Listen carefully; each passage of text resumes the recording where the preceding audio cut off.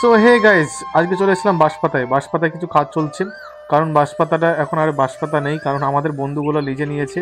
ওরাই আবার নতুনভাবে উদ্বোধন করবে।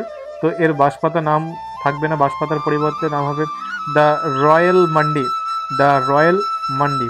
তো ডেকোরেশনের কাজ চলছে ভেতরে, এখনো সম্পূর্ণ কাজ হয়নি। তবে উদ্বোধনের দিন তোমরা সবাই আসবে, তোমাদের সবারই নিমন্ত্রণ রইলো বা আমন্ত্রণ রইলো। তোমরা অবশ্যই উদ্বোধনে আসবে। কিন্তু দ্য রয়্যাল মান্ডি সুন্দরভাবে সেজে উঠবে। আর এদিকে দেখতে পাচ্ছ কাজ কিন্তু চলছে। এত রাত্রে আমরা এসেছি তবুও বন্ধুগুলো কাজ করছে।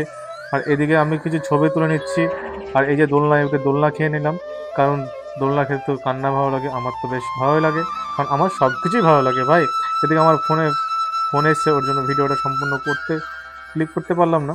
আর এদিকে একটা লাভ তৈরি করা আছে, তো এখানে কিছু পোজ দিচ্ছিলাম ছবি তোলার জন্য।